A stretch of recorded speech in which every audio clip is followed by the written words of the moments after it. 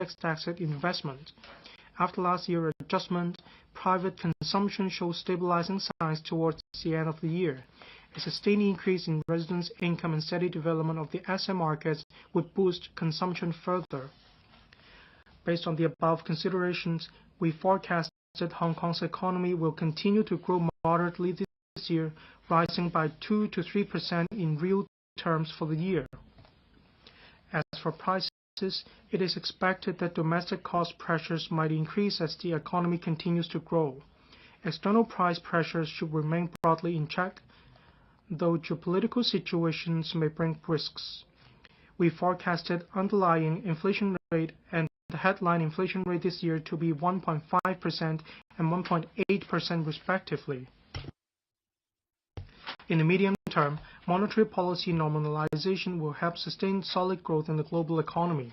The Global South, in particular the mainland, will continue to be an important driver of global economic growth. Geopolitics will still bring challenges to Hong Kong's economy. However, the mainland is promoting high-quality development through scientific and technological innovation, comprehensively deepening reform, and expanding high-standard opening up.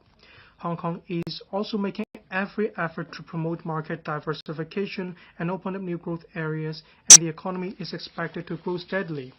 Under the one country, two systems principle, Hong Kong is the only place in the world that combines the global advantage and the China advantage.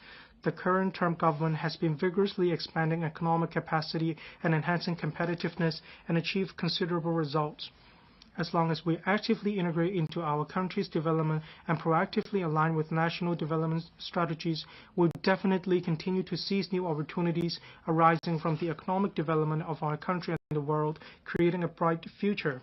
We forecast that Hong Kong's economy will grow on average by 2.9% a year in real terms from 2026 to 2029. The underlying inflation rate is forecast to be on average 2.5% a year. Strengthening foundation to accelerate development. Hong Kong's economy has recorded moderate growth for 2 consecutive years. The government has been active in promoting innovation and technology I&T development while striving to attract more enterprises, capital and investment institutions through diversified business promotion activities. Recently, Hong Kong has made continuous improvement in a number of economic segments. The government's efforts to build a vibrant economy and compete for enterprises and talents have yielded considerable results. 1. Buoyant stock market. The sentiment and trading performance of the local stock market improved last year. Since the beginning of this year, trading has been even more active, with average daily turnover exceeding $200 billion recently, up by more than 50% over last year's average. Total market capitalization reached $40 trillion. 2. Vibrant initial public offering IPO activities. Enterprises are increasingly confident about Hong Kong's financing prospects. Funds raised from new listings in Hong Kong amounted to $88 billion last year, a year-on-year increase of nearly 90% in ranking fourth globally. Over 100 new IPO applications are being processed by the Hong Kong Exchanges and Clearing Limited, Hong Kong X. 3. Excellence in wealth management. Hong Kong is Asia's largest hedge fund center and the second largest center for private equity management after the mainland. There are more than 470 open-ended fund companies in Hong Kong, double that of a year ago, and over 1,050 registered limited partnership funds, a year-on-year increase of about 40%. Hong Kong is expected to become the world's largest cross-boundary wealth management center by 2028. 4. Attract enterprises, capital, and talents on all fronts. Attract enterprises. Since its establishment, the Office for Attracting Strategic Enterprises, OASIS, has attracted a total of 66 strategic enterprises, 80% of which have established or plan to establish their global or regional headquarters in Hong Kong. Many are I&T enterprises with a market valuation of over $10 billion and engaging in cutting-edge technologies. In addition, Invest Hong Kong successfully attracted over 500 mainland and overseas enterprises to set up or expand their businesses in Hong Kong last year, representing an increase of over 40%. These enterprises are expected to bring in direct investment of over $67.7 billion. Attract capital. As at the end of last year, total deposits in Hong Kong amounted to more than $17 trillion, a year-on-year increase of 7%.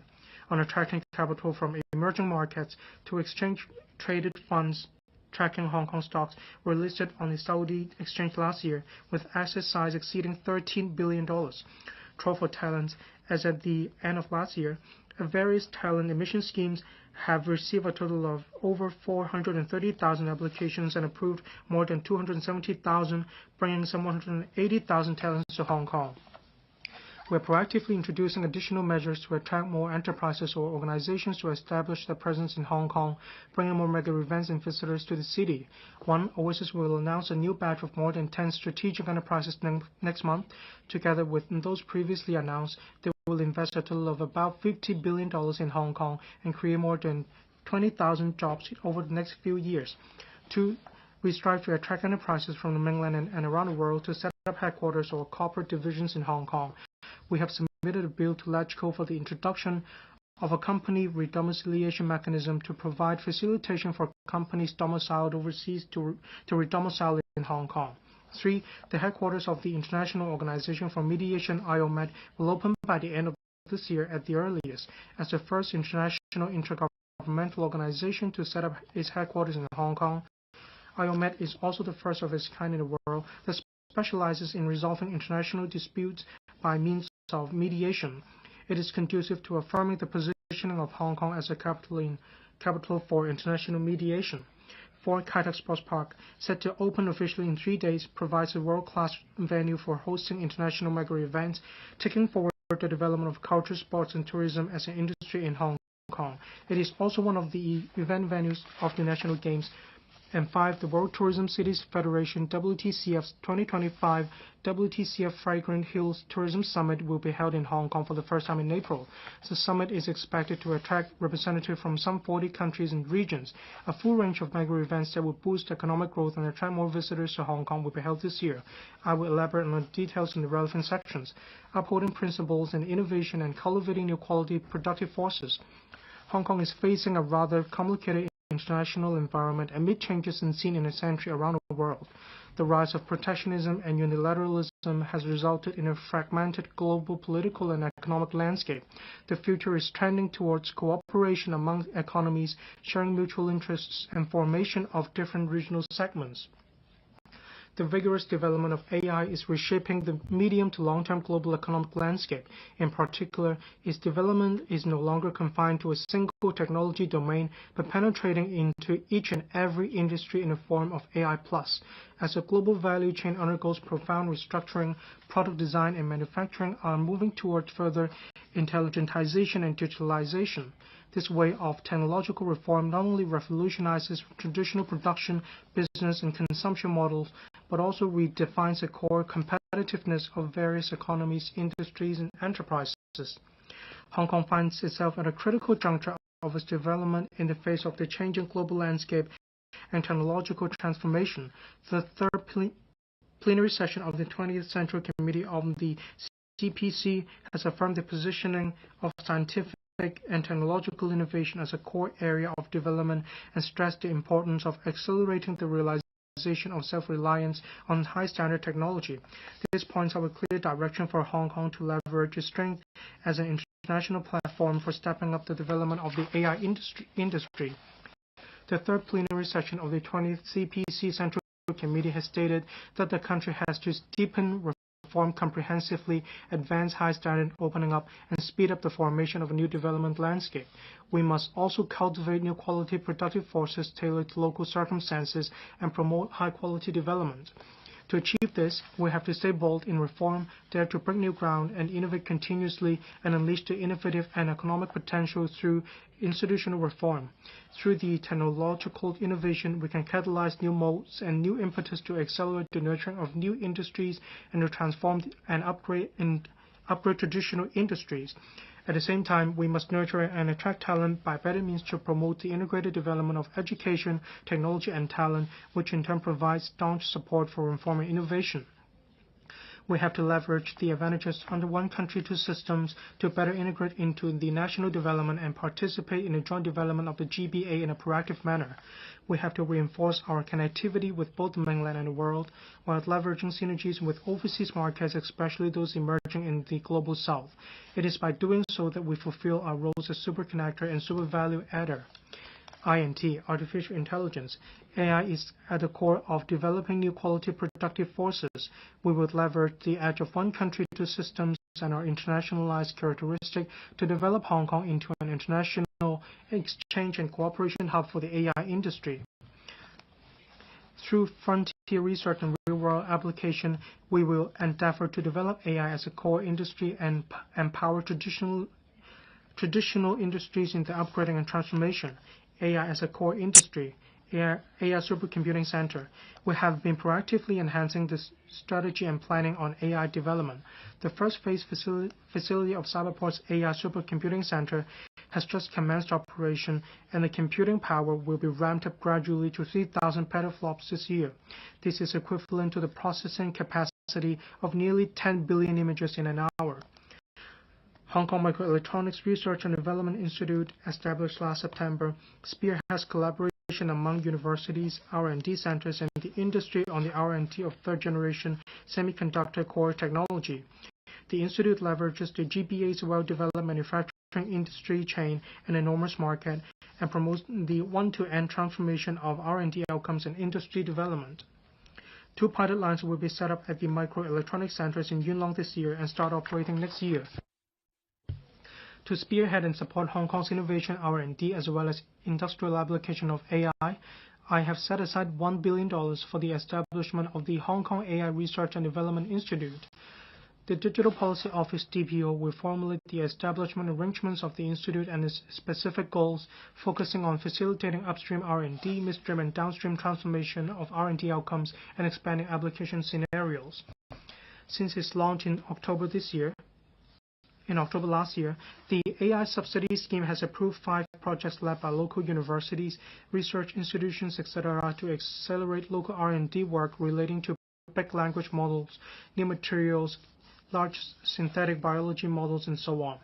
To bring together top talents in the industry to study the development and application of AI, the Hong Kong Investment Corporation Limited Hong Kong IC will be hosting the first International Young Scientist Forum on AI to promote research of AI technology and its development as an industry, including open source technology, in particular the design and application of the open source chip architect RISC-V. Financial and tech support to further assist specialist technology and biotechnology companies, especially those listed in the mainland, in raising funds and expanding business. The Hong Kong X is actively taking forward the establishment of a dedicated technology enterprises channel, or TEC for short, to facilitate the relevant companies in preparing for listing applications. The SFC will also support to enable a smooth application process. Intellectual property IP is an important foundation for the development of emerging industries. In addition to obtaining IP rights through local research and development, enterprises will also purchase related rights to use IP. In this connection, we will review the relevant tax deduction arrangements for various expenditures, including lump sum licensing fees for acquiring the rights to use IP and related expenses incurred on purchase of IP or the rights to use IP from associates, so as to accelerate the development of IP-intensive industries and promote the development of IP trading in Hong Kong. AI application. The Hong Kong IC will host the first international conference on embodied AI robot to pull together top-notch technology enterprises, academic institutions, and investors to showcase the latest R&D outcomes and application scenarios, thereby boosting Hong Kong's global influence on technology areas. Smart manufacturing. We enhanced the new industrialization funding scheme last year to strengthen support for local manufacturing enterprises to shift to smart manufacturing. The number of new smart production lines supported by the scheme has exceeded 100, involving industries such as biotechnology, nanofiber materials, new energy, and so on. The total investment cost is around $1.3 billion, of which $930 million came from private investment. We also launched the new Industrialization Acceleration Scheme in September last year to provide matching subsidies to enterprises to build smart production facilities in Hong Kong. The first application for the project has been approved with a total investment of about $600 million, of which government funding amounts to about $200 million. The project will build smart production facilities in the field of life and health technology. We plan to launch the 2-year pilot manufacturing and production line upgrade support scheme Manufacturing Plus this year. The government will provide funding of up to $250,000 each on a 1 to 2 matching basis to enterprises operation production lines in Hong Kong to support their formulation of smart production strategies and introduction of advanced technologies into existing production lines. I have set aside $100 million for the scheme, benefiting some 400 enterprises. Low Earth orbit satellites are the new trend in global satellite development. The relevant technologies can be widely applicable in various domains such as transport and logistics, smart city, and so on. The Commerce and Economic Development Bureau, CEDB, and the Office of the Communications Authority are exploring a set of streamlined procedures for federal license applications for operating low Earth orbit satellites. Our target is to complete the relevant work this year. The Hong Kong Monetary Authority, Hong Kong MA, and Cyberport collaborated last year to launch a new generative AI sandbox to foster innovation in the banking industry and unleash the potential of AI. The Hong Kong MA will publish a practice guide by making reference to global development trend and experience in the sandbox. The government will draw up a medium to long-term development plan for new industrialization in Hong Kong. Also, we will set up a $10 billion innovation and technology industry-oriented fund to channel more market capital to invest in emerging and future industries of strategic importance. The government is inviting relevant organizations to submit expressions of interest and is planning to seek funding approval from LegCo in the middle of this year. We are preparing to launch the $180 million INT Accelerator pilot scheme. The government will provide up to $30 million in funding on a 1-to-2 basis to each professional startup service agency with a view to enriching Hong Kong startups' ecosystem through their business network and experience. The government has set up the Hong Kong Space Robotics and Energy Center under the Inner Hong Kong Research Clusters with the aim of developing a multifunctional lunar surface operation robot which will contribute to the Chang'e 8's mission. Meanwhile, the government has started preparatory work for the setup of the third Inner Hong Kong Research Cluster, which will focus on advanced manufacturing, materials, energy, and sustainable development. Proposals from institutions will soon be invited. Technology empowering industry development. The GBA plays an important strategic role in the national scientific and technological innovation system. Among the top 100 science and technology clusters in the Global Innovation Index 2024 published by the World Intellectual Property Organization, or WIPO, the Shenzhen-Hong Kong-Guangzhou cluster ranked second globally for the fifth consecutive year. With our country's staunch support, the publication event for the top 100 SNT clusters in the WIPO Global Innovation Index 2025 will be held in Hong Kong later this year, giving full recognition to the global importance of Hong Kong as a GBA's core city in the field of INT. Life and health technology.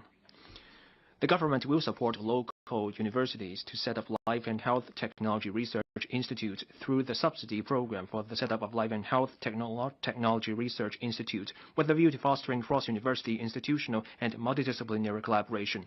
The Innovation and Technology Commission is inviting institutions to submit proposals. The Hong Kong Science and Technology Parks Corporation is looking into the life and health technology industry's demand for manufacturing facilities that comply with the good manufacturing practices, as well as feasible mode of development and operation, so as to support the industry in conducting clinical trials of new drugs or healthcare innovations in Hong Kong. Low-altitude economy. The Interdepartmental Working Group on Developing Low-Altitude Economy, established at the end of last year, is examining the applications for the first batch of regulatory sandbox pilot project and will announce the results soon. Through the pilot project, we hope to expand and enrich the scope of low-altitude flying activities, bringing new areas of growth for Hong Kong's economy. The government is reviewing civil aviation legislation to enhance the regulatory regime in support of long-term development of the low-altitude economy. We plan to introduce proposed amendments to the Small Unmanned Aircraft Order into LegCo in the second quarter of this year. We will also consider enacting dedicated legislation for various types of advanced air mobility and proactively strengthen our interface with mainland authorities on issues relating to the low-altitude economy. Technology product. We will provide local technology companies with more physical displays and sales environment for their product. The Hong Kong Trade and Development Council will add a thematic pop-up display area at the flagship retail platform, Hong Kong Design Gallery, and exhibition venues during major exhibitions to showcase high-quality innovative technology products to both local and overseas buyers or consumers. Patient capital. The HKIC, as patient capital, while seeking investment return in the medium and long terms, strives to bring in more frontier technology enterprises and patient capital to Hong Kong so as to accelerate the establishment of Hong Kong's I&T ecosystem and development of upstream, midstream, and downstream sectors of the industry chains. The HKIC has so far invested in over 90 technology enterprises, engaging mainly in hard and core technology, life technology, new energy, green technology, etc. Among these investment projects, every $1 invested by the HKIC attracts $4 of long-term co-investment. The HKIC will drive these technology enterprises and investment partners to leverage Hong Kong as a platform for business expansion and encourage them to establish venture business departments in Hong Kong. This is to attract more startup investment and facilitate relevant mergers and acquisitions. Northern Metropolis, industries and spatial distribution. The NM is crucial to the social and economic development of Hong Kong, providing impetus for the development of the I&T industry, enabling more in-depth participation in the development of the GBA, while creating quality career development opportunities and living environment for our people. The government will continue to accord priority in providing resources to this initiative. Major industries include 1. I&T. The Hong Kong Park of the Hetao Shenzhen Hong Kong Science and Technology Innovation Cooperation Zone, together with Sentin Technopool, will provide large tracts of I&T land to leverage complementary advantages with the Shenzhen Park of the Hetao Cooperation Zone. We will also introduce new policies to facilitate cross-boundary flows of innovative elements. 2. High-end professional services and modern logistics. With the Shenzhen Bay Bridge and the Hong Kong-Shenzhen West Twin Rail Link connecting with Qianhai in Shenzhen under planning, Hongshui Hachu New Development Area is positioned to become a high-end professional services hub for local, mainland, and overseas enterprises. Under the East In, East Out, West In, West Out strategy for cross-boundary goods movement between Hong Kong and Shenzhen, we will also plan logistics land strategically in the vicinity of boundary control points. 3. Tertiary education. To complement the development of Hong Kong's I&T industry and to promote Hong Kong as an international hub for tertiary education, we have reserved about 90 hectares of land in the NM for developing the Northern Metropolis University town, including the 3rd Medical School, and 4. Culture, sports, and tourism. Apart from reserving land for culture and sports facilities, the NM preserves traditional villages and historical and cultural resources. We will develop culture, sports, and tourism industries, including promoting ecotourism in accordance with the unique characteristics of different localities. Innovative and diversified land development approach. To press ahead with the NM development and bring in industries and to benefit the economy and people's livelihood sooner, the government will adopt a more diversified development approach with an innovative mindset, including piloting large-scale land disposal. We're inviting the market to submit expressions of interest for 3 pilot areas under large-scale land disposal, with the target of commencing tendering progressively from the second half of this year. We will also continue to identify suitable sites for private landowners to apply for in-situ land exchange for residential and industry development. Land for innovation and technology use. The Hetao Shenzhen Hong Kong Science and Technology Innovation Cooperation Zone. The Hetao Cooperation Zone is a major cooperation platform for GBA development. It provides unique advantages in areas such as policy innovation, flow of innovation elements, and application of R&D projects. We attach great importance to its development. The Hong Kong Park will enter into operational phase this year. The first 3 buildings of Phase 1 are about to complete, and the first batch of tenants from life and health technology, AI, data science, and other pillar industries will begin to move in this year. I have earmarked $3.7 billion to expedite the provision of infrastructure and public facilities of Phase 1 development of the Hong Kong Park. Meanwhile, we will identify suitable land parcels for invitation of private development proposals this year with a view to expediting the development by leveraging market forces. Upon completion of the whole Hong Kong Park, its annual contribution to Hong Kong's economy is expected to reach $52 billion, and about 52,000 job opportunities will be created. Sentin Technopool. The Zhangjiang Technopool is an important project for promoting INT. 20 hectares of land will be delivered in phases starting from 2026 to 27 for development and operation by the HKSTPC. The HKSTPC is carrying out a master planning study, which is expected to be completed in the third quarter of this year. Data facility cluster at Sandy Ridge. We commenced the procedures last year to rezone a 10-hectare site at Sandy Ridge in the North District for use as data centers. The rezoning procedures are expected to be completed in the middle of this year. We're actively making preparations for land disposal. Pressing ahead with land development.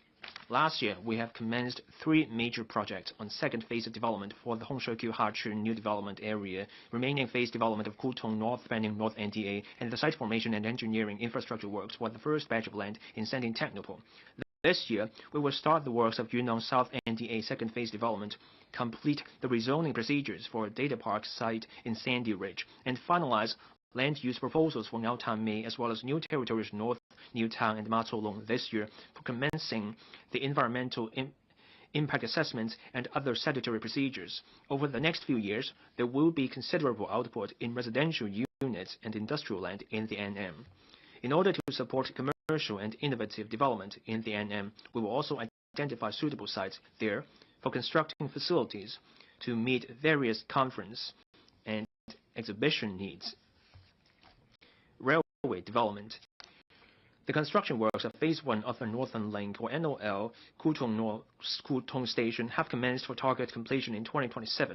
Advanced works for Phase 2 have also commenced to tie in with the target completion of NOL Main Line in 2034. In addition, we're working with the Shenzhen authorities to jointly take forward 2 cross-boundary railway projects. The investigation and design study of the Hong Kong-Shenzhen Western Rail Link Hongshui-Q to Qianhai project and the detailed planning and design of the Northern Link Spur line are expected to commence this year. Strengthening industries with competitive edge.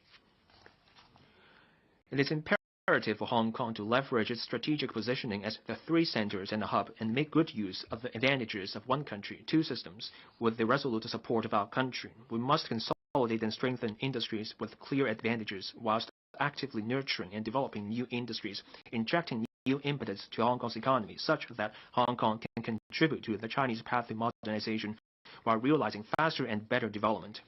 International Financial Center. Last year, Hong Kong ranked among the top 3 international financial centers and the top 4 initial public offering markets in the world.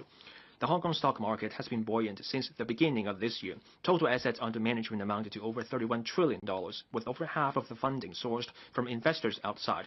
The offshore RMB liquidity pool has expanded to approximately RMB 1.1 trillion. The key to consolidating and enhancing the strengths of Hong Kong as an IFC lies in institutional innovation, product innovation, a critical mass of enterprises, and financial connectivity. Over the past few years, institutional reforms to the capital market, including establishing listing avenues for new economy and technology enterprises with weighted voting rights structures, facilitating fundraising by overseas issuers, etc., coupled with the government's active effort in attracting new capital overseas and expanding new market, have injected impetus to the Hong Kong market and improved its liquidity. We're pressing ahead with high-quality development of Hong Kong's international financial market to create more new growth areas. Securities and derivatives market, facilitating financing of overseas enterprises and specific products. The Association of Southeast Asian Nations, or ASEAN, is an important economic region that continues to grow. A number of enterprises from ASEAN are seeking to apply for listing in Hong Kong, covering businesses in areas such as biotechnology, integrated logistics, mining, etc.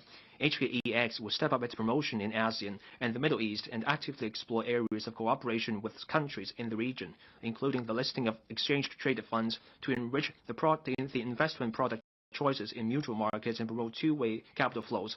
HKEX will also strive to increase the number of overseas recognized exchanges to facilitate more overseas companies' secondary listing in Hong Kong.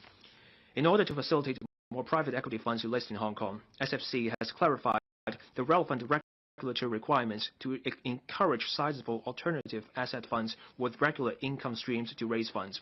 In addition, HKEX will put forward recommendations to enhance the issuance mechanism of structured products with a view to providing greater flexibility for product listing and trading. improving trading and risk management efficiency. We will continue to advance reforms to the trading mechanism. HKEX will gradually introduce new functions to its post-trading system from the middle of this year and conduct system upgrades to ensure technical compatibility with the T+1 settlement cycle by the end of this year and complete advanced preparations for shortening the settlement cycle. Riding on the reduction in minimum price spreads to be implemented in the middle of this year, HKEX is reviewing with the SFC the trading unit system, or the so-called board lot system, and will put forward proposed enhancements this year so that trading arrangements can better meet liquidity characteristics of shares of different sizes and investment needs, as well as facilitating trading and improve efficiency. We have submitted the subsidiary legislation with regard to the implementation of the uncertificated securities market regime to LegCo. The SFC and HKEX are working closely with the industry to carry out system upgrades and technical preparations with a view to implementing the regime early next year. To meet the risk management needs of investors, the SFC will consult the market on the proposal to increase the position limits for key index derivatives so as to enhance flexibility for investors to use the relevant derivatives while safeguarding financial safety. Taking forward reforms to the listing regime. To dovetail with the latest economic trends and corporate needs, we will review listing requirements and post-listing ongoing obligations, evaluate listing-related regulations and arrangements to improve the vetting process, optimizing the threshold for dual primary listing and secondary listing, and review the market structure, including exploring the establishment of a post-listing over-the-counter trading mechanism. Fixed income and currency hub. The SFC and the HKMA have set up a task force to formulate a roadmap covering the development of primary and secondary bond markets and foreign exchange markets, as well as infrastructural enhancement. We will also organize a flagship forum in the second half of this year to promote Hong Kong's strengths in this regard. The government will conduct research into the current legal and regulatory regime related to the issuance and transactions of digital bonds and explore enhancement measures to promote the wider adoption of tokenization in Hong Kong's bond market. The government will regularize the issuance of tokenized bonds.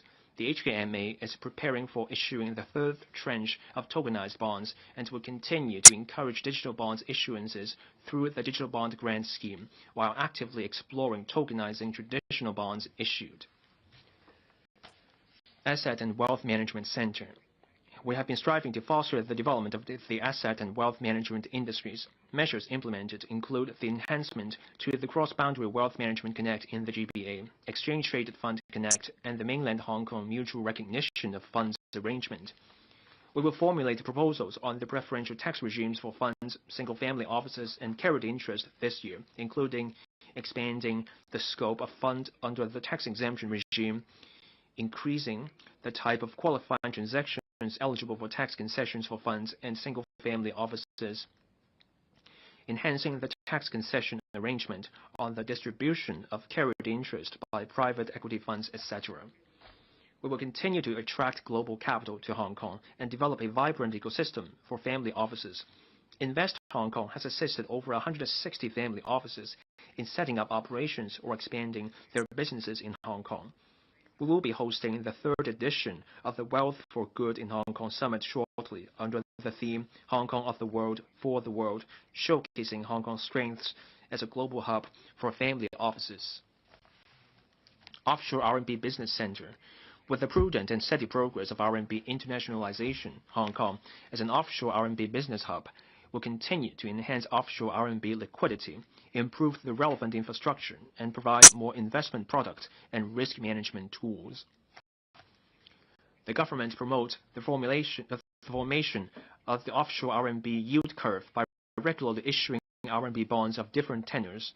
The Hong Kong RMB Clearing Bank has been offering 24-hour cross-border clearing service since last year, bringing convenience to banks and customers in different time zones. The current size of the currency swap agreement between the HKMA and the People's Bank of China is RMB 800 billion. The HKMA will launch an RMB trade financing liquidity facility for banks as a stable source of relatively lower cost funds so as to support banks in providing RMB trade finance services to their corporate customers. The new facility has a total size of RMB 100 billion. To promote trading of more stocks in RMB and then improve market liquidity, both places are conducting technical preparations at full speed to implement the inclusion of RMB trading counter under the southbound trading of Stock Connect. In addition, HKEX is taking forward the single tranche multiple counter arrangement, including adopting the same international securities identification number for dual counter stocks so as to enhance settlement efficiency. The government has also been conducting preparatory work to allow on the transfer of stocks at RMB counters to be paid in RMB, with a view to putting forward a legislative proposal next year. Mutual market access and co-development with the mainland. We will enhance the mutual market access mechanism with the mainland, including the issuance of offshore mainland government bond futures in Hong Kong and implementing block trading of stocks and inclusion of real estate investment trusts under the mutual access as soon as possible. We will also actively explore opportunities to introduce further expansion initiatives, extend the cross-boundary wealth management connect scheme in the GBA, improve market liquidity, and enrich the risk management toolbox. The Financial Services and the Treasury Bureau, together with OASIS and the HKTDC, will host the inaugural Hong Kong Global Financial and Industry Summit this year, which will pull together global enterprises, funds, and technologies through financial empowerment, thereby elevating the level of international cooperation of industries. It will also attract more leading companies in advanced industries, domestic as well as overseas enterprises and investors to establish a foothold in Hong Kong. To promote the connection of e-payment between the mainland and Hong Kong, the PBOC and the HKMA are working closely to implement the linkage of faster payment systems of both places, with a view to providing round-the-clock real-time small-value cross-boundary remittance service for residents in both places. The service is expected to be launched in the middle of this year at the soonest. According to the second agreement concerning amendment to the Mainland and Hong Kong Close Economic Partnership Arrangement Agreement on Trading Services, the restriction on the mainland branches of Hong Kong banks to conduct bank card business will be lifted starting from next month. This will facilitate them in expanding their businesses in the mainland. Fintech and financial innovation, virtual asset development. We have been actively developing the virtual asset ecosystem in Hong Kong in recent years and have been at the forefront by establishing a framework that balances regulation and market development. Consensus, an annual flagship event of the sector, was successfully held in Hong Kong recently, bringing together a few thousands of industry elites and companies from across the world in virtual assets, blockchain, Web3, and fintech, etc. This is a manifestation of global confidence in Hong Kong's vibrant development in this area. During the event, the SFC also announced a roadmap on the virtual asset market. We will soon promulgate a second policy statement on the development of virtual assets to explore how to leverage the advantages of traditional financial services and innovative technologies in the area of virtual assets, enhance security and flexibility of real economy activities, and encourage local and international companies to explore the innovation and application of virtual asset technologies. The government will conduct consultation on the licensing regimes of virtual asset over-the-counter trading services and custodian services this year. We have introduced into legislation a bill to put in place a regulatory regime for issuers of fiat-referenced stablecoins. Upon the passage of the bill, the HKMA will expedite the vetting of license applications. Gold and commodities. The working group on promoting gold market development will formulate a plan this year, covering measures to enhance storage facilities, optimize trading and regulatory mechanisms, expand exchange products, and conduct market promotion. The measures will be implemented gradually. London Metal Exchange, a subsidiary of HKEX, has included Hong Kong as its approved delivery point in January this year. Local warehouse operators have expressed interest in becoming its accredited warehouses. Relevant discussion is actively underway. Non-traditional risk transfer. As an international risk management center, Hong Kong has been providing diversified risk management tools. We are proactively promoting the development of insurance-linked securities by establishing a dedicated regulatory regime and launching a pilot grant scheme. To date, we have facilitated the issuance of 6 catastrophe bonds in Hong Kong, with issuance amount totaling over $5.8 billion. The industry responded favorably to the pilot scheme, and we will extend it for 3 years. MPF full portability. The Mandatory Provident Fund Schemes Authority will consult the public on specific proposals of MPF full portability this year and submit recommendations to the government thereafter, such that MPF full portability can be launched soon after full implementation of the eMPF platform. International Trade Center. As an international trade center, Hong Kong capitalizes on unique advantages and reinforces connectivity and serves as a bridge linking the mainland and global market. It provides high-standard professional services for international trade, helping our country promote the new development pattern of dual circulation. Multinational Supply Chain Management Center, HKTDC, and Invest Hong Kong jointly encourage mainland enterprises to establish a foothold in Hong Kong and set up international or regional headquarters for managing offshore trading and supply chain, thereby assisting these enterprises in going global and planning supply chains and industry chains. HKTDC will provide them with one-stop professional consulting services to help them establish market connections and understand laws and regulations in overseas markets. Hong Kong serves as an important regional trade financing center. The outstanding trade finance by banks has reached $380 billion, about 40% of which provide financing for merchandise trade outside Hong Kong. The trade financing liquidity facility recently introduced by HKMA and PBOC also provides greater flexibility for RMB trade financing. In addition, the Hong Kong Export Credit Insurance Corporation will provide credit insurance for export services relating to multinational supply chain to render more comprehensive support for enterprises seeking to go global. The government will make reference to the model law on electronic transferable records advocated by the United Nations Commission on International Trade Law and consider legislative amendments to facilitate digitalization of trade documents. We will submit the relevant legislative proposal to LegCo next year. Network expansion. To expand our trade network and attract more inward investment and enterprises from the global south markets to Hong Kong, the government is following up actively with the governments of Malaysia and Saudi Arabia on the establishment of economic and trade offices in these two countries. In addition, Invest Hong Kong has established consultant offices in Cairo, Egypt, and Izmir, Turkey.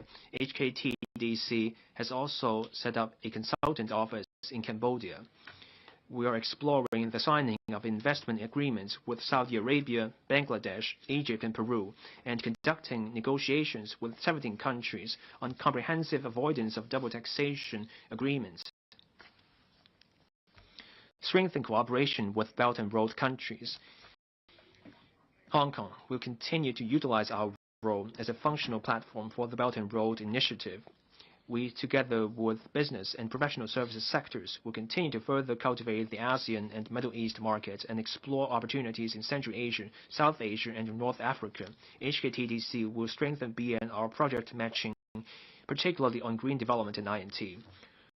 The BNR Summit is a flagship platform for Hong Kong to participate in and contribute to the BNR initiative. The 10th summit will be organized in September, and we will encourage different sectors to hold events around the summit period for enhancing synergies. Supporting local enterprises. To support the development of local enterprises and help them go global, we will inject $1.5 billion in total into the dedicated fund on branding, upgrading, and domestic sales, or the BUD Fund, and the Export Marketing and Trade and Industrial Organization Support Fund, and streamline application arrangements. CADB will announce details later. The government has been providing loan guarantees to businesses through the SME Financing Guarantee Scheme, as at the end of last year, a total of over $288 billion of loans has been approved under the scheme, benefiting nearly 65,000 small and medium enterprises. To meet the financing needs of SMEs during transformation, we relaunched the principal moratorium arrangement in November last year for 1 year, allowing enterprises to apply for principal moratorium for up to 12 months. In addition, many banks have joined the task force on SME lending jointly established by HKMA and the Hong Kong Association of Banks, committing to making flexible arrangements as far as practicable to ease the cash flow burden on SMEs. The funds dedicated for SME financing in the participating banks' loan portfolios have recently been increased to over $390 billion. To further assist local SMEs in tapping into the mainland market and increasing sales from electronic commerce or e-commerce markets, HKTDC will launch the E-commerce Express in collaboration with large-scale e-commerce platforms to provide Hong Kong enterprises with one-to-one consultation services and thematic seminars. HKTDC will also enhance its mentorship scheme together with the Trade and Industry Department. By doing so, local enterprises will better leverage e-commerce and online shopping platforms in the mainland to boost sales. In addition, HKTDC will organize the second edition of the Hong Kong Shopping Festival. International Maritime Center. Hong Kong is the leading international maritime center. The government will continue to embrace changes and adopt an innovative spirit to create a stronger impetus for the development of the industry, establishing Hong Kong Maritime and Port Development Board. The government will establish the Hong Kong Maritime and Port Development Board this year to strengthen relevant research, promotion, and manpower training to facilitate the sustainable development of the International Maritime Center. High-value added maritime services. In the past few years, the government has introduced a series of tax measures conducive to the development of the maritime industry. In light of changes of international tax rules, we are enhancing these measures, including introduction of tax deduction on ship acquisition costs for ship lessors under an operating lease. To drive the development of maritime services, we also propose to provide half-rate tax concession to eligible commodity traders. We will introduce a bill into LegCo in the first half of next year. Modern logistics development. The government endeavors to identify and release suitable logistics sites. The first of such logistics sites in the vicinity of the Kuaiting container terminals has just been disposed of by public tender. Meanwhile, the government initiated a study on the development model for logistics sites in the NM in order to develop modern logistics clusters. Findings of the study are expected to be announced this year. Smart Port. To develop Smart Port, the government has set aside $215 million to install the port community system with a view to enhancing the flow of data among stakeholders in the maritime, port, and logistics industries. We will seek funding approval from LegCo this year. International Aviation Hub. The Hong Kong International Airport, Hong Kong IA, connects to nearly 200 global destinations. Daily passenger throughput and number of aircraft movements have largely returned to the pre-pandemic level. Air cargo throughput has topped the global ranking for multiple years. The Hong Kong IA3 runway system was commissioned at the end of last year, while the related passenger facilities will start operation by phases from the end of this year. Airport City. The Airport Authority Hong Kong, AA, has just promulgated a development plan for expanding the Airport City. With the aviation industry as its focal point, the airport island as well as the land and waters in its vicinity will be utilized for the development of a new highlight project encompassing high-end commercial, art, tourism, and leisure activities. Facilitate C919's entry to international aviation market. In January this year, our country's home-developed aircraft C919 was officially deployed for scheduled flights between Hong Kong and Shanghai. The inaugural flight outside of the mainland signified a major breakthrough for home-developed aircraft to go global. Hong Kong will help C919 enter the global market. The Hong Kong International Aviation Academy will expand its training programs to cover C919 aircraft-related aspects. Aircraft Parts Processing and Trading Center. Under the coordination of Invest Hong Kong, the AA has signed a memorandum of understanding with a leading overseas professional aeronautic services company to explore the possibility of providing professional services such as aircraft dismantling, parts recycling, and related training in Hong Kong, thereby developing Hong Kong into the first aircraft parts processing and trading center in Asia. Healthcare industry. Train and pool healthcare professionals. In recent years, the government has increased the number of medical training places on several locations. The number of places will increase to 650 in the 2025-26 academic year. The public healthcare sector will leverage the revised legislative framework to admit non-locally trained healthcare professionals. Enhance regulation for drugs and medical devices. The government will, in the first half of this year, put forward the timetable for establishing the Hong Kong Center for Medical Products Regulation and the roadmap towards the adoption of primary evaluation. We will also formulate strategies and measures to facilitate R&D of drugs and medical devices. Third medical school. The task group on new medical school has invited local universities interested in setting up the third medical school to submit proposals. It expects to complete assessment and formulate recommendations to the government this year. We will set aside resources to support universities in the development of new medical school on a matching basis. Cultural and creative industries.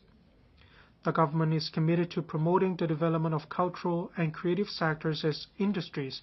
A cumulative total of over 780 projects, some of which with potential for industrialization, have been approved under the Create Smart initiative, involving a total funding of about $3.4 billion and benefiting more than 30,000 SMEs. To foster the vibrant development of the local creative industry chain, Oasis will strategically attract to Hong Kong more cultural and creative enterprises that integrate I&T into their work. Large-scale art events. The inaugural Hong Kong Performing Arts Expo concluded in October last year, featuring over 1,600 arts leaders and practitioners from more than 60 countries and regions. We will organize the second edition of the expo next year, transforming the event into a flagship of our arts and cultural industries. The government will continue to attract and support the staging of international or large-scale arts and cultural events in Hong Kong through the Mega Arts and Cultural Events Fund, with a view to promoting the development of Hong Kong as an East-Meets-West center for international cultural exchange. We have updated the assessment criteria to require funded events to help promote tourism and bring economic benefits. Development of film industry. The government has always been a staunch supporter of the development of the film industry. A cumulative total of over $1.3 billion has been approved by the Film Development Fund to support more than 120 film projects. These projects involve more than 110 new directors and producers, and the relevant films have won more than 180 awards.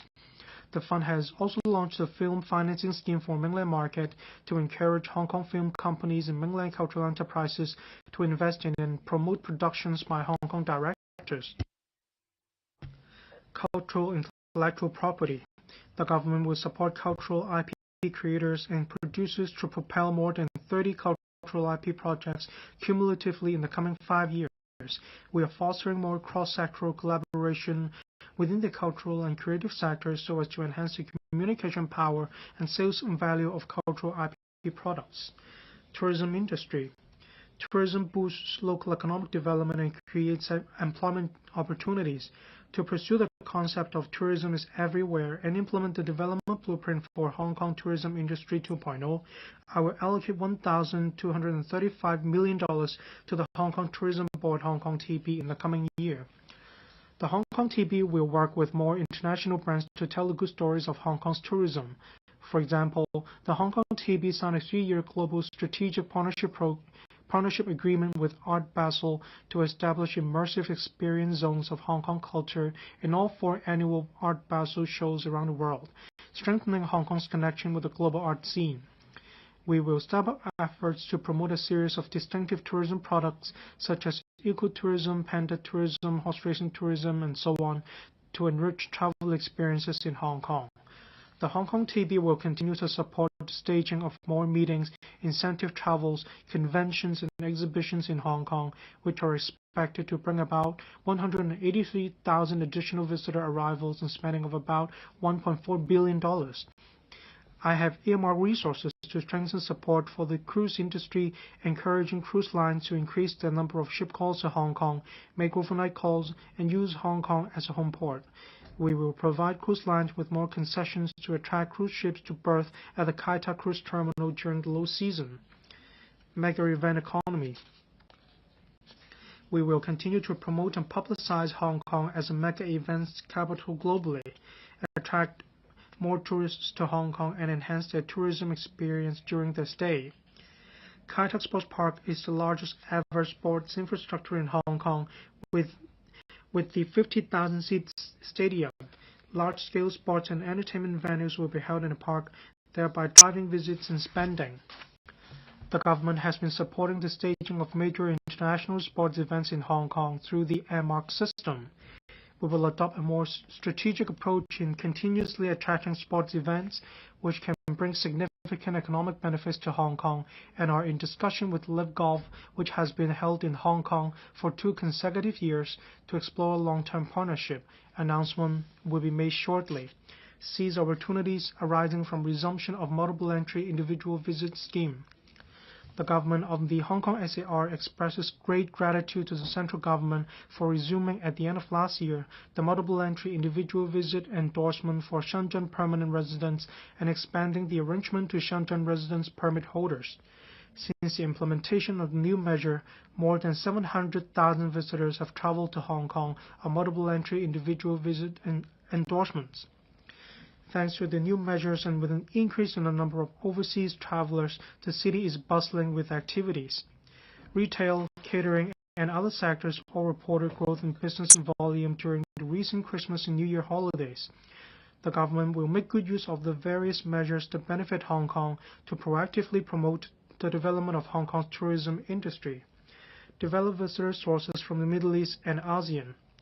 In collaboration with the Hong Kong TB, the government will make extra efforts to develop markets in the Middle East and ASEAN to attract more high-end visitors. The government is encouraging various sectors of the community to enhance tourism support facilities, such as providing worship facilities in hotels and stepping up staff training to strengthen the industry's understanding of the visitors' different cultural backgrounds. Smart tourism.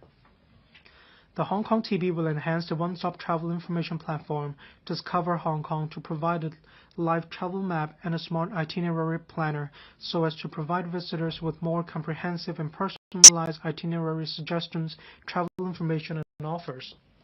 Leverage harborfront resources. We are making every effort to enhance the harborfront on both sides of the Victoria Harbour. The recently opened western section of the East Coast Boardwalk in North Point has been popular among the public. The eastern section of the boardwalk, the Hong Hum Urban Park Phase 2, and the open space at Eastern Street North in Sai Ying Point will also be completed this year. We will set up refreshment stalls at harborfront locations in Central, Wan Chai, North Point, and Tsim Sha Tsui this year in order to enrich visitor experience. The government has invited the Mass Transit Railway Corporation Limited to conduct a study to develop the waterfront and former pier site to the south of Hong Kong Station into a new harborfront landmark. It will include iconic commercial and residential developments, retail, dining, and entertainment facilities, as well as yacht club for promoting yacht tourism. We will put forward land use proposals in the middle of this year. Education industry. Hong Kong's post-secondary education sector is highly international and diversified. We boast 5 of the world's top 100 universities and a pool of first-rate R&D talent. We will launch a new round of research matching grant scheme totaling $1.5 billion to attract more organizations to support research and efforts of institutions. The government will host more international education conferences and exhibitions to highlight Hong Kong's position as an international post-secondary education hub. We will step up the promotion of the Study in Hong Kong brand to attract more outstanding non-local students. The quota of the Hong Kong PhD Fellowship Scheme will be increased to 400 places per year. Self-financing post-secondary institutions complement publicly funded institutions in providing diversified articulation pathways for young people. The government has launched a new round of the land grant scheme and the startup loan scheme, under which land sites are granted a nominal premium with interest-free loans so as to support capacity expansion and quality enhancement of self-financing institutions. Talent Hub. All-out efforts to draw for talent. Attracting quality talents and professionals. The government makes every effort to draw for talents and will shortly invite top and leading talents to come to Hong Kong for development under the Quality Migrant Admission Scheme. We will also enhance the admission scheme for mainland talents and professionals and the general employment policy by allowing young non-degree talents with professional and technical qualifications and experience to come to Hong Kong to join skilled trades facing manpower shortage. Global Talent Summit, Hong Kong. The Hong Kong Talent Engage provides comprehensive one-stop support to incoming talents, promotes globally Hong Kong's advantages, and attracts talent. The HKTE plans to organize the second Global Talent Summit Hong Kong early next year to reinforce Hong Kong's status as an international hub for high-caliber talent. Belt and Road Scholarship. The government will continue to attract more students, especially those from ASEAN and other BNR countries, to study in Hong Kong through various measures, including the BNR Scholarship. New Capital Investment Entrance Scheme. Under the New Capital Investment Entrance Scheme, more than 880 applications have been received cumulatively, with an expected investment of over $26 billion. We will launch a series of enhancement measures shortly to provide greater flexibility under the scheme. All-out efforts to nurture talents.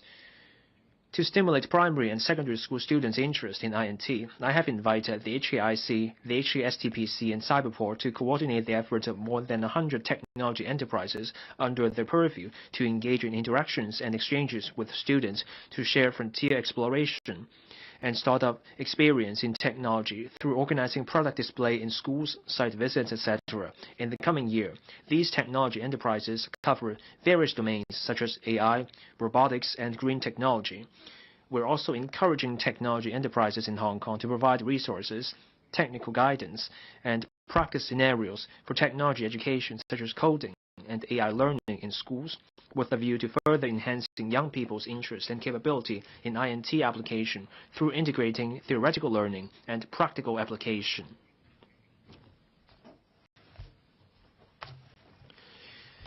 Enhancing collaboration with cities in the Greater Bay Area. Medical cooperation. The joint establishment of the GBA Clinical Trial Collaboration Platform by Hong Kong and Shenzhen is one of the benchmark collaboration projects in the GBA.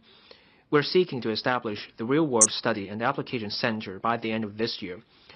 With the data from the special measure of using Hong Kong registered drugs and medical devices used in Hong Kong public hospitals in GBA, we aim to accelerate approval for registration of new drugs in Hong Kong, the mainland and overseas, fostering R&D, clinical trials and application of advanced biomedical technology in Hong Kong.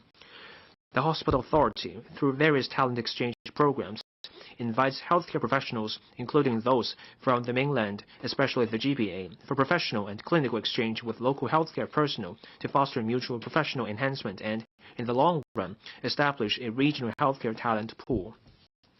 Data flow and exchange. The facilitation measure on the standard contract for the cross-boundary flow of personal information within the Guangdong Hong Kong Macau Greater Bay Area, mainland Hong Kong, helps promote the safe and orderly cross-boundary flow of authorized personal information and has been well received by the telecommunications sector since its launch. The measure has already been opened up for participation by other sectors. Financial cooperation. The HKMA and the PBOC signed the Memorandum of Understanding on cross-boundary credit referencing pilots last year on a pilot basis between Shenzhen and Hong Kong. The initiative has received positive feedback from the industry. We will progressively expand the pilot coverage to further facilitate cross-boundary financing for enterprises. Youth exchange. The Labor Department has since this year relaxed the requirement of joining the GBA Youth Employment Scheme to young people aged 29 or below with sub-degree or higher qualifications and increased the limit of allowance for enterprises to $12,000 per month per person for up to 18 months. Cooperation in transport and logistics. At the end of last year, the AA and the Zhuhai Transportation Holdings Group signed the agreement of shares acquisition concerning the equity acquisition of Zhuhai Airport, which provides a reinforced foundation for passenger and cargo connectivity between the airports.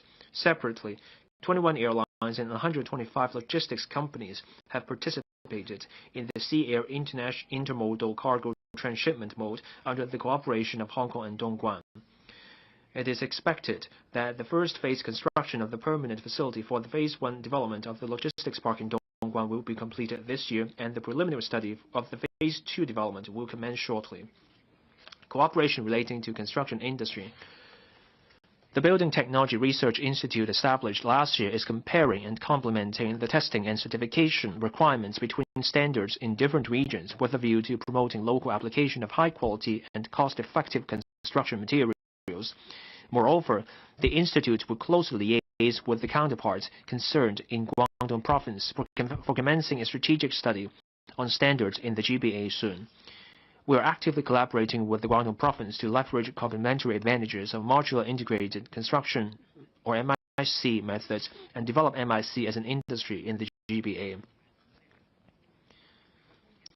Efforts will be dedicated to R&D, quality accreditation, and international marketing of MIC.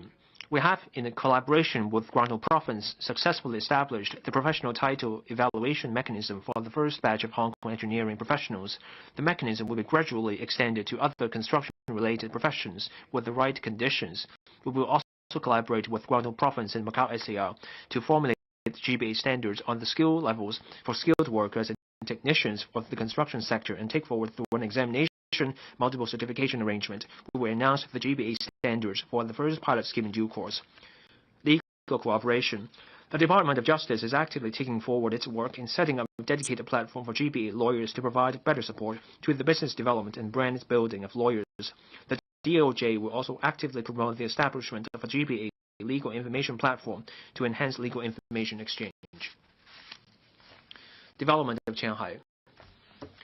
The Shanghai-Shenzhen-Hong Kong Modern Service Industry Cooperation Zone is one of the major cooperation platforms in the GBA. Since the promulgation of the overall development plan for the Shanghai-Shenzhen-Hong Kong Modern Service Industry Cooperation Zone, Hong Kong-Shenzhen cooperation has achieved substantive progress in various policy areas. For example, the turnover of Shanghai Mercantile Exchange, a subsidiary of HAEX, exceeded RMB 100 billion over the year.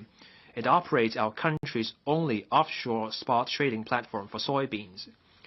On the basis of the successful implementation of the measure of allowing Hong Kong invested enterprises to adopt Hong Kong law in Shanghai, the DOJ collaborated with the relevant mainland authorities and achieved the extension of the above measure and the measure of allowing Hong Kong invested enterprises to choose Hong Kong as the arbitration place to other pilot cities in the GBA, providing Hong Kong investors with a more facilitated business environment. Cyberport has been actively collaborating with the Shanghai Management Authority to facilitate the landing of startup enterprises at respective parks. So far, some 10 cyberport enterprises are exploring setting up their operations in Shanghai, whilst 2 enterprises on AI and digital entertainment from Shanghai have established businesses at cyberport. Hong Kong will continue to support Shanghai in trying out new policies on a pilot basis and pursuing more policy innovation and breakthroughs with a view to promoting the successful policies to the rest of the GBA and even the entire country. Accelerating green development. Green industries. Development of green industries is a major international trend and key to addressing global climate change. The combination of green finance and green technology will accelerate the build-up of multifaceted industry clusters, thereby creating huge business opportunities and financing needs, and making contribution to green transformation and development. Green finance. We launched the Sustainable Finance Action Agenda last year, setting out goals for the banking industry to achieve net zero. We also launched the Roadmap on Sustainability Disclosure in Hong Kong. It provides a well-defined pathway for large publicly accountable entities to adopt the International Financial Reporting Standards, Sustainability Disclosure Standards no later than 2028. This will make Hong Kong one of the first jurisdictions to align its local requirements with the standards.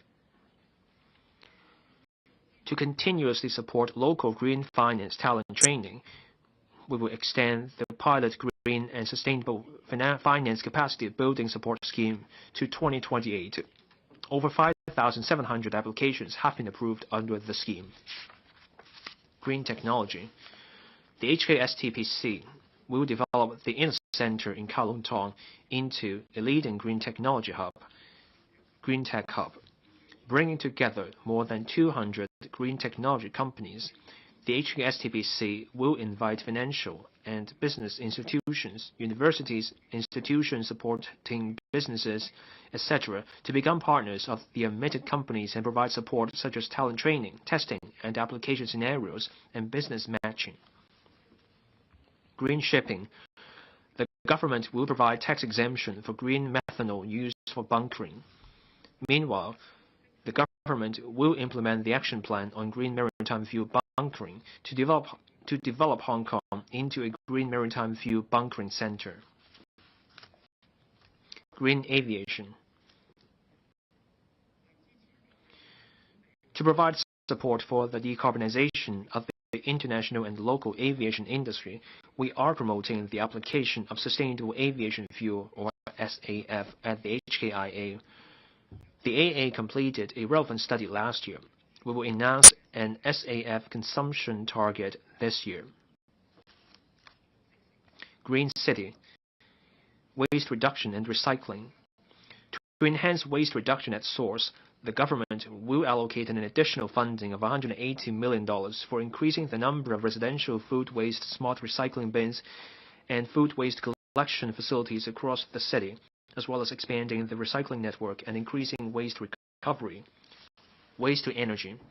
iPark 1, Hong Kong's first waste-to-energy facility for treating municipal solid waste, is expected to commence operation this year. Moreover, we have invited the open tender for iPark 2, the second large-scale facility with an expected treatment capacity of 60,000 tons per day. It is a major step towards zero landfill. Charging network for electric vehicles. There are more than 100,000 electric vehicles in Hong Kong, about 8 times of that 5 years ago. The government will launch a $300 million subsidy scheme in the middle of this year. It is expected that the scheme will provide impetus for the industry to install 3,000 fast chargers across Hong Kong by 2030, to be used by 160,000 additional electric vehicles. Green transformation of public buses and taxis.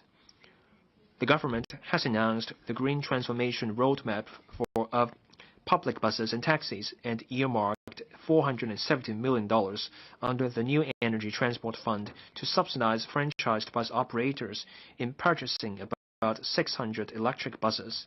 Also, $135 million were earmarked to subsidize the taxi trade in purchasing 3,000 electric taxis. In addition, the funding scheme to trial of hydrogen fuel cell heavy vehicles is now open for application.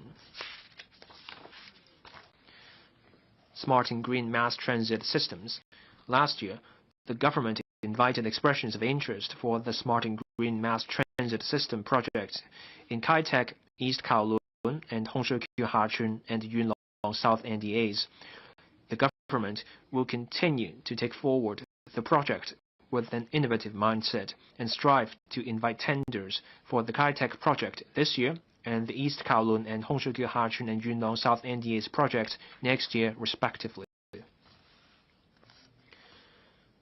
Sustainable development of agriculture and fisheries industries. We will continue to take forward the blueprint for the sustainable development of agriculture and fisheries to assist the upgrading and transformation of the agriculture and fisheries industries. The government has reserved a site in Sheungshui for the agriculture sector to set up the first multi-story, modernized, and environment-friendly livestock farm. For the fisheries sector, the first batch of marine fish culture licenses at Wong Chuk Kok Hoi and Mears Bay will be issued in the middle of the year, the earliest. We are also proactively working to establish a brand building and certification system for leisure fisheries and farming, as well as local agriculture and fisheries produce. Land and housing supply. We need a sufficient supply of land to create the capacity for supporting the development of new industries, injecting new impetus into our economy, and providing a better living and leisure environment for our people. The government will closely monitor market situation and development and roll out sites in a paced and orderly manner.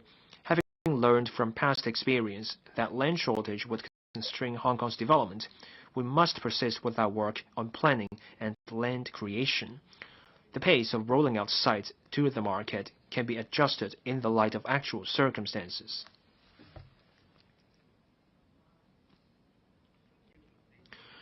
The commercial property market has been facing considerable challenges in the past few years. In view of the high vacancy rates of offices in recent years and the relatively ample supply in the next few years, the government will not roll out any commercial site for sale in the coming year to allow the market to absorb the existing supply. We will also consider rezoning some of the commercial sites into residential use and allowing greater flexibility of land use. To tie in with the relevant work, we will also extend the deadline for completing in situ land exchange for commercial sites in the town center of Hongshueqiu, Hajun, NDA. The land sale list of the coming year comprises 8 residential sites. There will also be railway property development projects undertaken by the Urban Renewal Authority, as well as private development and redevelopment projects. Taken together, the potential land supply for the whole year is expected to have a capacity for providing about 13,700 units, similar to the projected annual demand for private housing as announced in the long-term housing strategy. The sale arrangements will be announced on a quarterly basis, having regard to market situation and relevant circumstances. We will prepare land for the production of about 80,000 private housing units in the coming 5 years. About 65% of the land comes from the NM and the Tongchong New Town extension. The above projection has yet to take into account the supply from development projects undertaken by the URA and other private development projects. Housing supply. On public housing supply, the government has identified sufficient land for meeting the supply target of 308,000 public housing units over the next 10 years.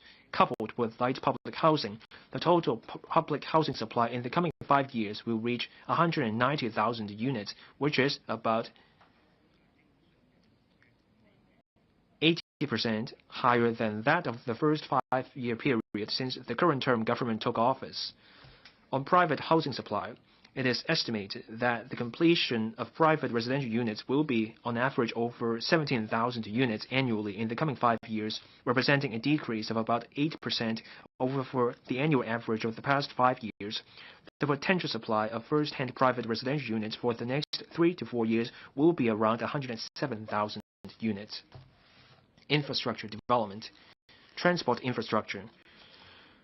The government will strive to commence the detailed planning and design of the South Island Line West project this year. The construction works of the remaining sections of Route 6, namely the Central Kowloon Route and Trunk Road T2 and Cha Kuo Lane Tunnel, are entering the final stage. The Central Kowloon Route project is expected to be completed by the end of this year, while Route 6 will be fully commissioned next year. Professional development of construction industry.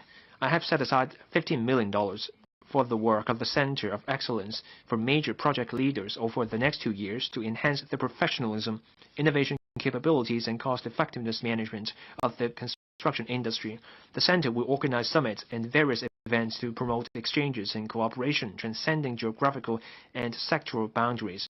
To attract more young people to join the construction industry, we and the Construction Industry Council will jointly allocate funding totaling about $95 million to continue the provision of on-the-job training subsidies to trainees enrolling in part-time construction-related degree programs over the next 2 academic years. It is anticipated to benefit about 1,000 trainees. The CIC will allocate around $150 million to subsidize the construction industry to provide on-the-job training for about 2,500 graduates of degree programs in engineering, architecture, surveying, planning, and landscape architecture. This will assist more young people in obtaining professional qualifications. A caring and inclusive community. Support for youth. The government has just raised the upper age limit for participants of the Youth Employment and Training Program to 29 and introduced workplace attachment opportunities in the GBA to help young people enhance their employability. The estimated expenditure for the program next year is about $100 million.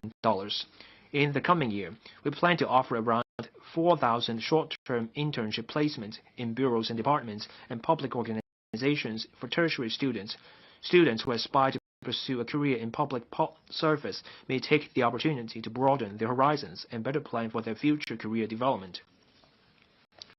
The Hong Kong Housing Authority has launched the Well-being Startup Program on a pilot basis, offering rent-free shop premises in its shopping centers for young people to try out their business plans.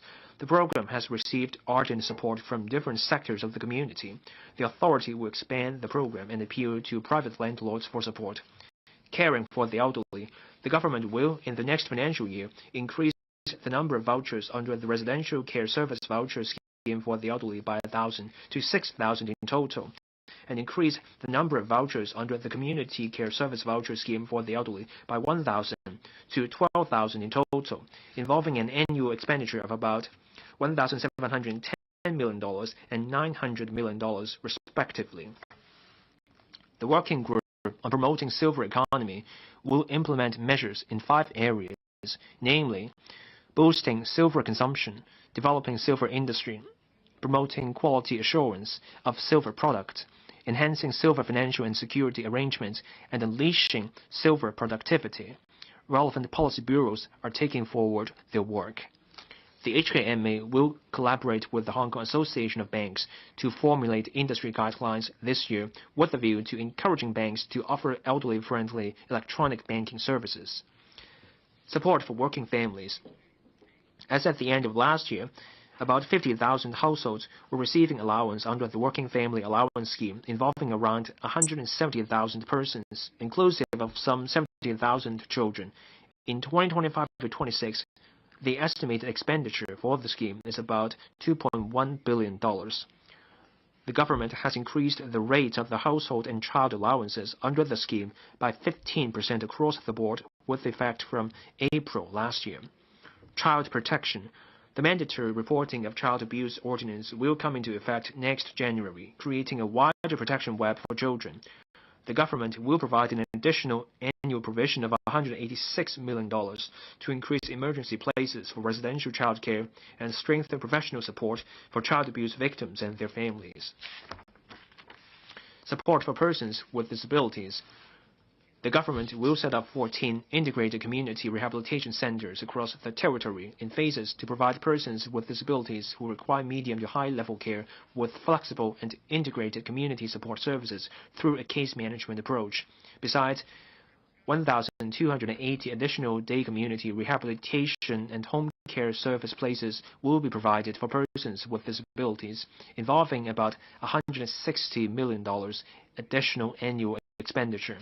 Starting from the third quarter of this year, the government will regularize the pilot project on enhancing vocational rehabilitation services to provide training to persons with disabilities according to their personal interest and abilities to enhance their employment opportunities. The annual expenditure involved is about $100 million, and it is expected to benefit about 10,000 people. Women's development. The government is committed to women's development and launched the Women Empowerment Fund in June 2023 with an annual funding of $20 million. To date, the fund has provided funding support to women's groups and non-governmental organizations for launching over 240 projects, empowering women to excel. This year, a 2-year pilot mentorship program will be launched, pairing female university students with women leader mentors to promote women's workplace development. District services and community care teams. Last year, the chief executive announced that the government would regularize the establishment of district services and community care teams and increase the funding by 50% in the next term of service. Since the launch of the community care teams, they have paid visits to about 390,000 households and provided around 43,000 times of support services. The government will further enhance the provision of caring services. Enhancement of public healthcare system. To develop public primary healthcare, the government will upgrade the district health center expresses in Central and Western District, Eastern District, and Yau Tsing Mong District into district health centers this year, with a view to strengthening the community healthcare system. The government is progressively implementing and completing the 16 Works project, which entail a total of about $190 billion under the first hospital development plan. Taking into account the latest demographic structure, planning, and development situation in Hong Kong, we will review the distribution distribution, scale, and priority of project under the second hospital development plan and will make the announcement in due course. Furthermore, the government and the HA are reviewing the structure and levels of subsidization for public health care with a view to strengthening the financial sustainability of public health care services and providing better support for patients with serious or critical conditions as well as those with financial difficulties. The outcome of the review will be announced this year. Combating illegal betting. In recent years, quite some members of the public have expressed concerns about the problem of illegal basketball betting in Hong Kong. According to the latest assessment of the Hong Kong Jockey Club, the turnover of illegal basketball betting reached $70 billion to $90 billion last year.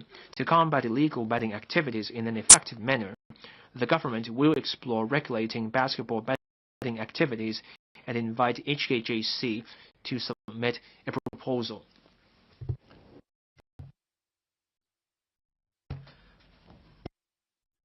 Public finance.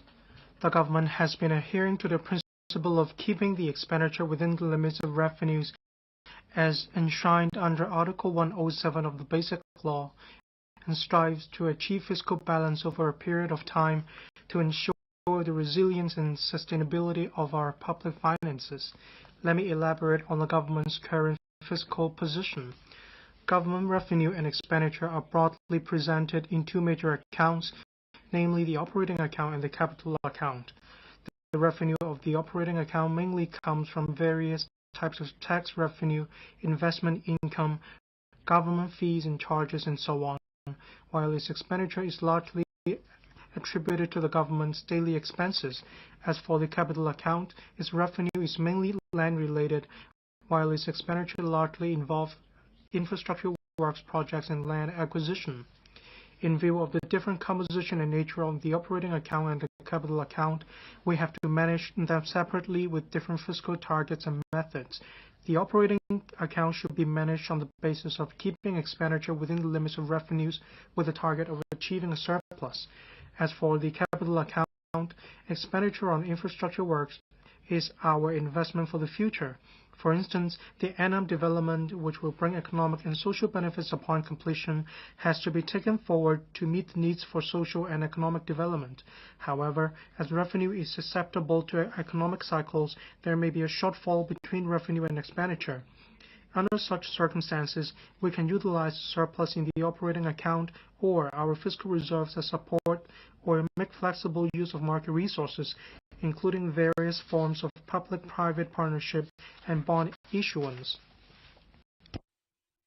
We forecast that the operating account will largely achieve balance in 2025 to 26 and return to a surplus starting from 2026 to 27. The capital account is estimated to record a deficit in the medium-range forecast period, for short MRF, due to the accelerated development of the Annam and other public works projects relating to the economy and people's livelihood. Nevertheless, the level of deficit will decline year on year from 2026 to 27 onwards.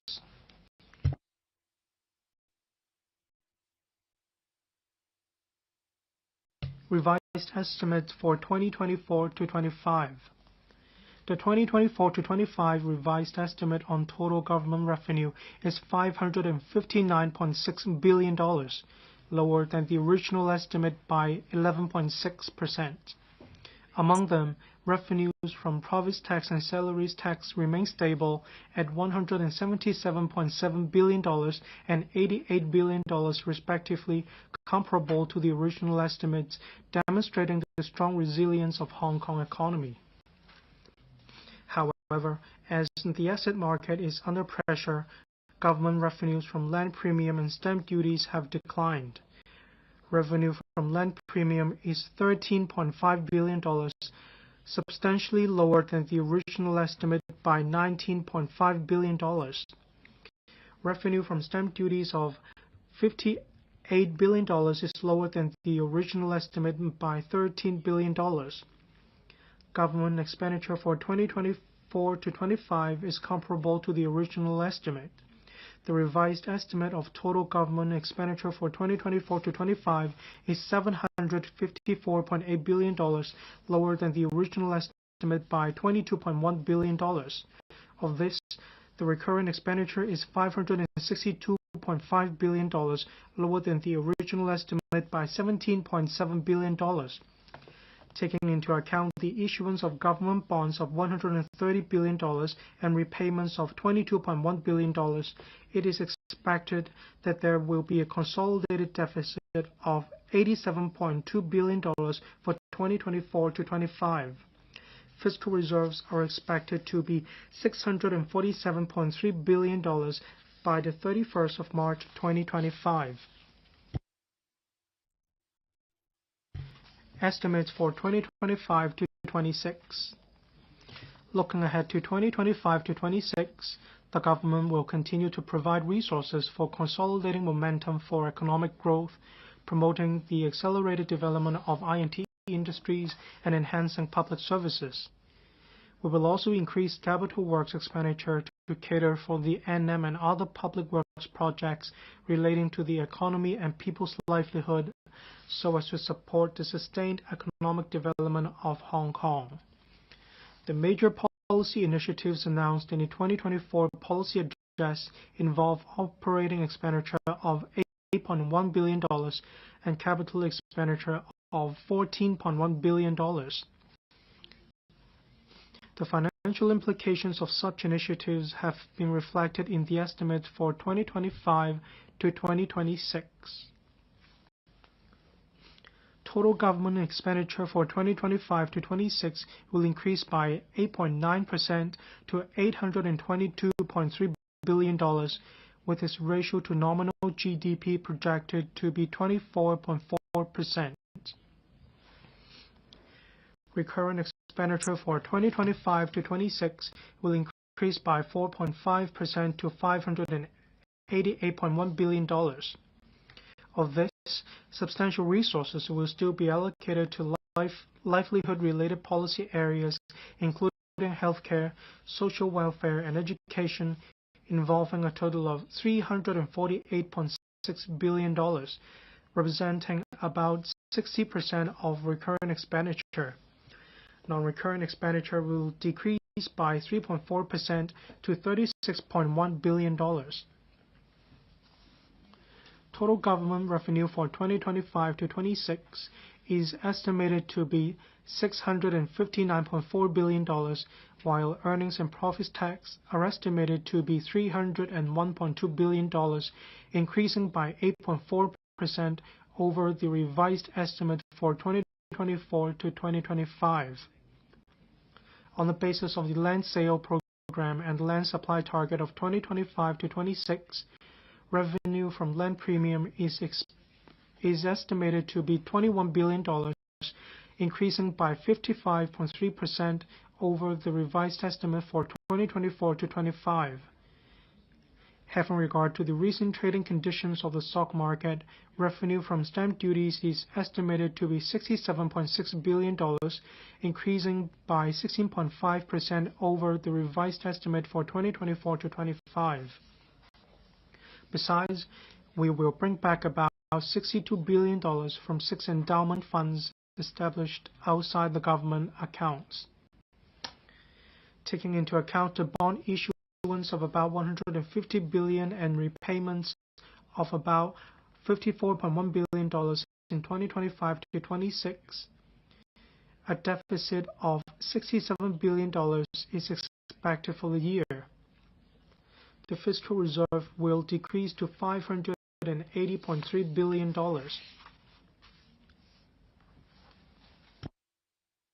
Support measures. Having regard to the pressure faced by some industries and the people, the government's fiscal situation, we will introduce the following measures. 1. Provide raised concession for domestic properties for the first quarter of 2025-26, subject to a ceiling of $500 for each rateable property.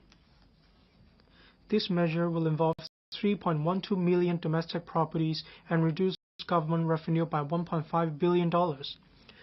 2. Provide raised concession for non-domestic properties properties for the first quarter of 2025-26, subject to a ceiling of $500 for each rateable property. This measure will involve 430,000 non-domestic properties and reduce government revenue by $200 million. 3. Reduce salary tax and tax under personal assessment for the year of assessment 2024-25 by 100%, subject to a ceiling of $1,500. The reduction will be reflected in the final tax payable for the year of assessment 2024-25. This measure will benefit 2.14 million taxpayers and reduce government revenue by $2.9 million. 4. Reduce profits tax for the year of assessment 2024-25 by 100%, subject to a ceiling of $1,500. The reduction will be reflected in the final tax payable for the year of assessment 2024-25. The measure will benefit 165,400 businesses and reduce government revenue by $200 million. And 5.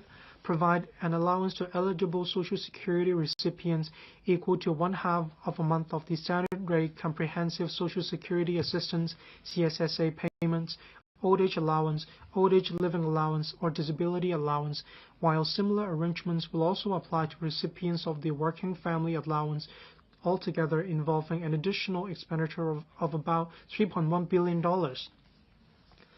To ease the burden on buyers of residential and non-residential properties at lower values, I announce that the maximum value of properties chargeable to a stamp duty of $100 will be raised from $3 million to $4 million with immediate effect. This measure is expected to benefit about 15% of property transactions and reduce government revenue by about $400 million annually. Reinforcing Fiscal Consolidation Program. To uphold the principles of fiscal prudence, I recommend reinforcing the Fiscal Consolidation Program as put forward in last year's budget. The key is managing expenditure growth, making good use of the government's fiscal resources, and identifying new revenue resources. Our principles are: 1. To focus on strictly controlling government expenditure, supplemented by increasing revenue. Regardless of increasing revenue or cutting expenditure, the impact on the general public should be minimized. In particular, the government will lead by example to demonstrate our commitment in cutting expenditure, while ensuring the delivery of high-standard public services. The government will also continue to press ahead with infrastructure works projects in the Annam and those related to the economy and people's livelihood. 2. To maintain the competitiveness of Hong Kong's simple and low tax regime and to avoid considerable increase in tax rates or introducing new taxes. 3. To uphold the principles of user pays and those who can afford more pay more, as far as practicable while increasing revenue.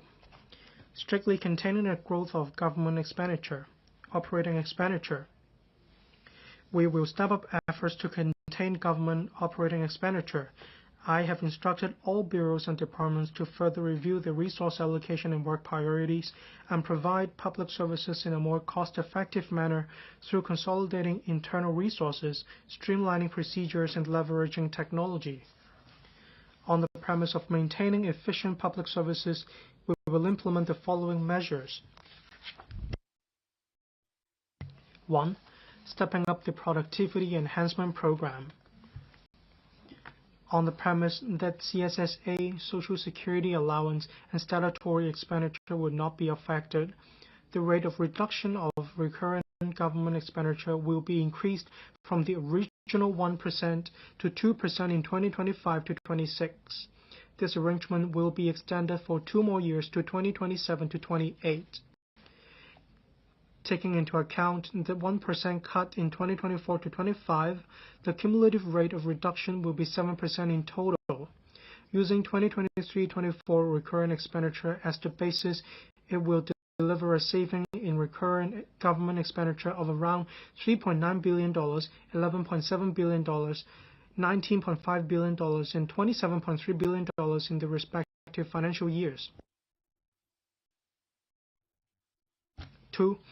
In view of the reduction in expenditure and enhancement in manpower utilization, the civil service establishment will be reduced by 2% each in 2026-27 and 2027-28. By the 1st of April 2027, about 10,000 posts are expected to be deleted within this term of government. And 3, the government will provide funding of $68.1 billion to the University Grants Committee UGC-funded university in the coming 3 years. This funding has reflected a 2% reduction target each year, which is in line with the magnitude of government's recurrent expenditure cuts. I must stress that this funding level is still higher than the $63.2 billion in the last triennium. In last year's budget, I have requested that the relevant bureaus review the operation of 2 transport subsidy schemes that incur relatively high expenditure with a rapid growth rate, namely the Government Public Transport Fare Concession Scheme for the elderly and eligible persons with disabilities, or the $2 scheme for short, and the Public Transport Fare Subsidy Scheme, or PTFSS for short. In order to enable the continued operation of the schemes in a financially sustainable manner, we propose the following adjustments after review. 1. The $2 scheme. On the basis that the targeted beneficiaries remain unchanged, the government will change the concessionary fare to $2 flat rate cum 80% discount. This means the beneficiaries will continue to pay $2 for trips with fares below or equal to $10. For trips with fares above $10, beneficiaries will have to pay the amount of full fares after 80% discount. Furthermore, the number of concessionary trips will also be limited to 240 per month. This fine-tuned proposal preserves our policy intent while striking a balance between enhancing the sustainability of the scheme and minimizing the impacts on the beneficiaries. And 2, on the PTFSS. From June 2025 onwards, the threshold of monthly public transport expenses incurred for receiving the subsidy under the scheme will be raised from $400 to $500. The government will continue to provide a subsidy amounting to 1/3 of the expenses in excess of $500, and the prevailing subsidy cap at $400 per month will remain unchanged. The relevant policy bureaus will announce the details later. Upon implementation of the refined arrangements, the government is expected to save $6.2 billion in the coming 5 years. To assist bureaus and departments in reducing expenditure and ensure the proper use of public money, I have requested 1. The Audit Commission to organize workshops for the senior management of government departments and public bodies.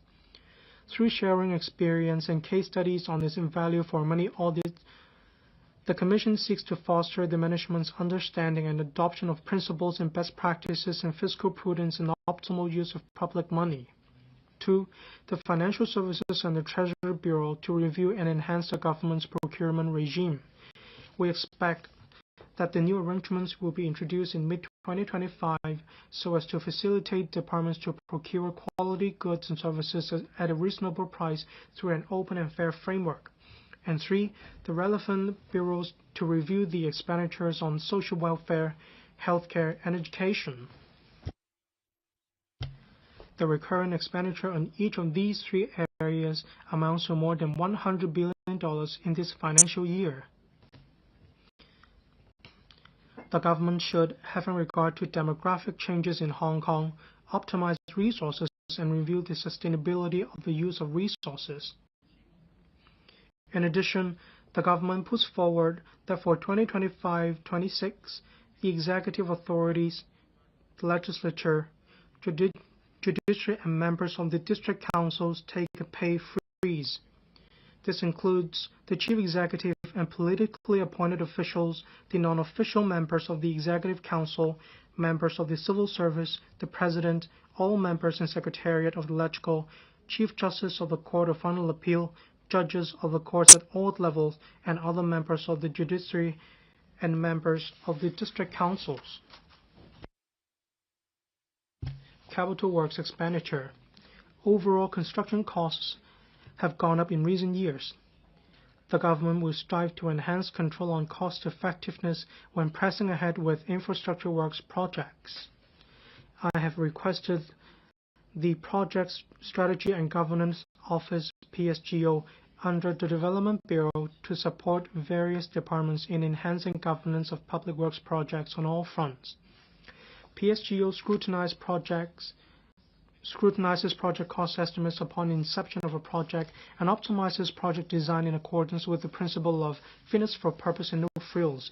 PSGO also formulates cost-effective proposals in coordination with the relevant policy bureaus and works departments in order to reduce construction costs. Since its setup, PSGO has reviewed over 540 public works projects, achieving savings in construction costs by over 15%.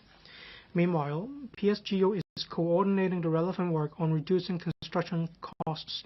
This includes formulating policies for the procurement of construction materials and products, such as MIC modules and steel reinforcement, through direct procurement by relevant works departments and centralized procurement by a single department. PSGO will also study the use of new materials and innovative construction technologies by drawing reference from the mainland and overseas practices and experience. All these efforts aim to help departments to reduce project costs, enhance cost effectiveness, and ensure timely completion of public works projects. Furthermore, the government is reviewing the scale and mode of delivery of district cooling systems in NDA, such as Hongshui-Kyu, Hatun, and Sentin Technopop, to tie in with the development of the area with greater cost effectiveness. The preliminary estimate of savings in terms of works expenditure is at least $40 billion. The Environment and Ecology Bureau will report the review results in the second quarter this year. Consolidating and optimizing the use of government financial resources. Bureaus and departments set up funds outside the government's accounts for specific purposes from time to time in the light of their policy needs. Currently, there are a total of 42 such funds with an aggregate balance of nearly $180 billion. Some of these funds only use investment returns to meet their expenditure, that is, seed capital funds. With different monitoring frameworks and investment strategies, these seed capital funds lock up an enormous amount of public financial resources. To enable the government to make more flexible and effective use of these resources, we have reviewed the financial arrangements of these seed capital funds. We propose bringing back first 6 funds with relatively large unspent balance totaling about $62 billion to the government's accounts in 2025-26 after setting aside resources to meet the necessary expenditure of these funds for the next 5 years so that it will not affect their sustainable operation. This will provide a more comprehensive picture of the government's fiscal position and enable better use of its financial resources. We will also require the relevant bureaus to examine the financial arrangements of other seed capital funds. We have reviewed the utilization of the Anti-Epidemic Fund.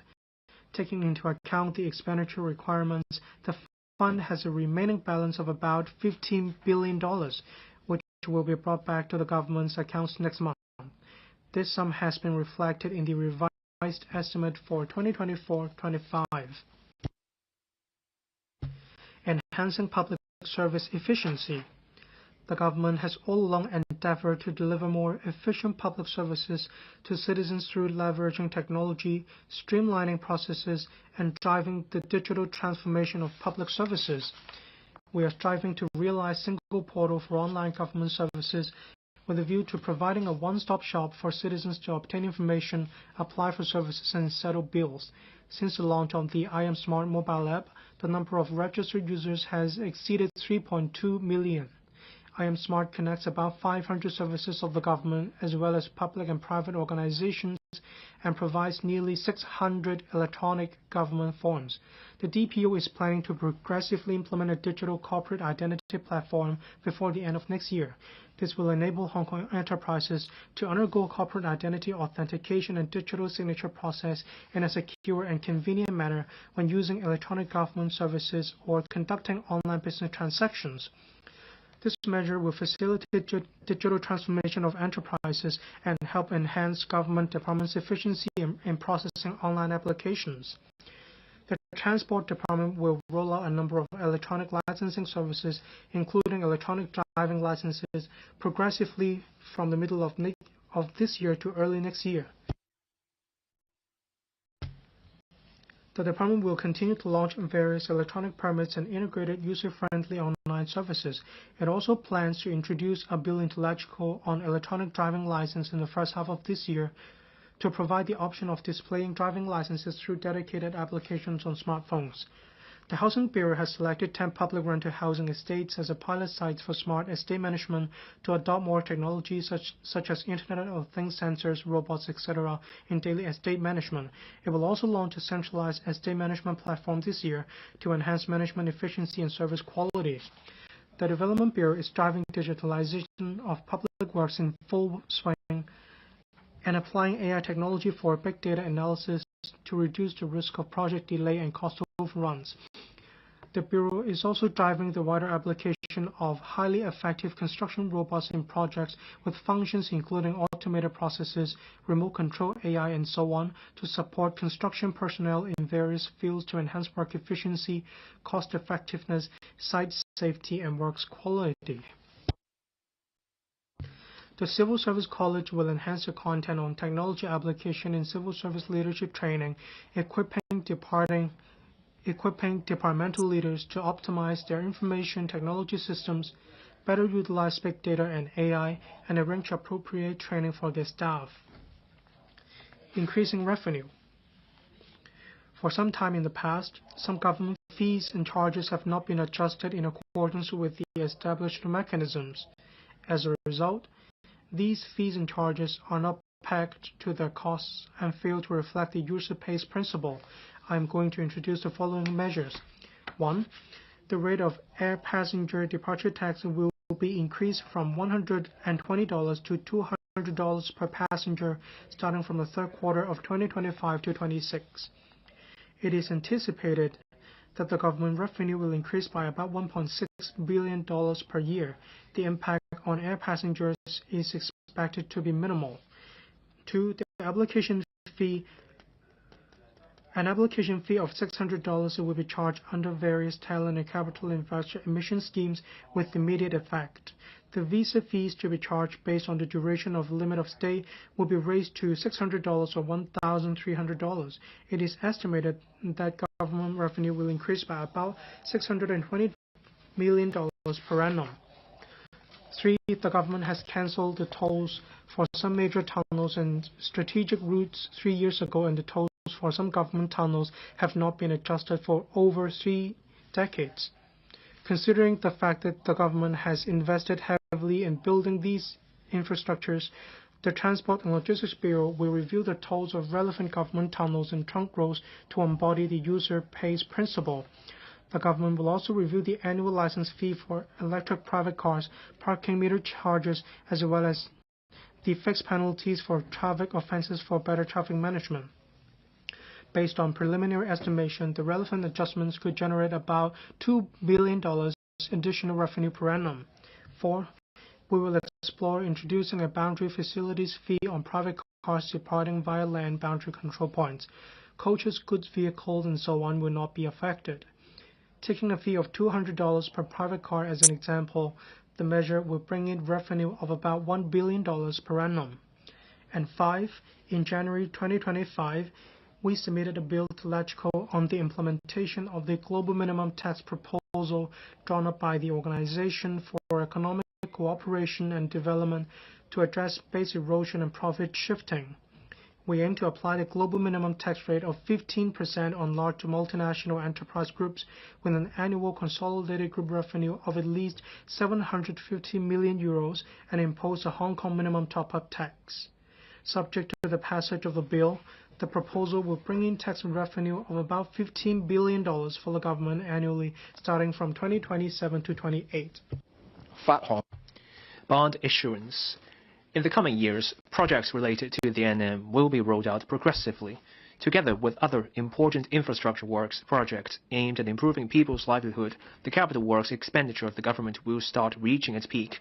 In the MRF, capital works expenditure is expected to increase from the previously estimated $90 billion per annum on average to about $120 billion per annum on average in future. To ensure that these strategic infrastructure works projects can proceed on schedule and deliver early benefits to the economy and the public, we will leverage market resources more flexibly, including adopting more diverse development models to take forward the relevant projects such as more public-private partnerships in situ land exchanges, pilot areas for large-scale land disposal, etc. We will also raise capital by issuing government bonds with the view to ensuring that the progress of projects crucial to the future development of Hong Kong will not be impeded by the fiscal position. Issuing government bonds is one of the public financial management tools. Issuing bonds to support infrastructure development is a common practice worldwide. As long as the amount of bonds issuance is contained at a level that ensures fiscal prudence, capital can be utilized flexibly and for investing in future economic development, bringing greater returns and benefits to society. Hong Kong has the prerequisite and capability to suitably increase bond issuance, thereby effectively utilizing market resources. With the increase in capital works expenditure, I will expand the scale of bond issuance accordingly. It is expected that during the 5-year period from 2025 to 26 to 2029 to 30, a total of about $150 billion to $195 billion worth of bonds will be issued under the government's sustainable bond program and the infrastructure bond program every year. About 56% of the bonds issued will be used for refinancing short-term debts. We expect the borrowing ceiling of the above two bond programs will increase from the existing level of $500 billion to $700 billion in the MRF period. The ratio of government debt to GDP will stay at 12 to 16.5%, which is a prudent and manageable level, and is much lower than most of the advanced economies. I emphasize that proceeds from bond issuance will be used to invest in infrastructure, but not to fund government recurrent expenditure, which is the fiscal discipline that we have been strictly adhering to. Apart from leveraging market capital to support infrastructure works projects, the government issues bonds with the aim of fostering the development of the bond market. On the other hand, economic activities and development of industries driven by infrastructure investments will generate new development opportunities and revenues to Hong Kong. Issuing longer-term bonds to support longer-term projects could also align cash flow with project requirements.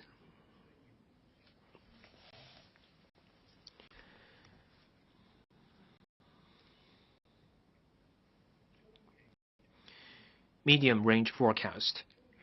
The MRF project, mainly from a macro perspective, the revenue and expenditure as well as financial position of the government. It has fully reflected the impact of the measures under the reinforced fiscal consolidation program. For 2025 to 26, a real economic growth rate of 2 to 3% is adopted, and that for 2026 to 27 to 2029 to 30 is about 2.9% per annum. During the above period, the average annual capital works expenditure will be about $120 billion, while recurrent government expenditure will grow at a rate of 3.5% per annum. The ratio of total government expenditure to GDP will gradually fall from about 24.4% for 2025 to 26 to about 20.9% for 2029 to 30.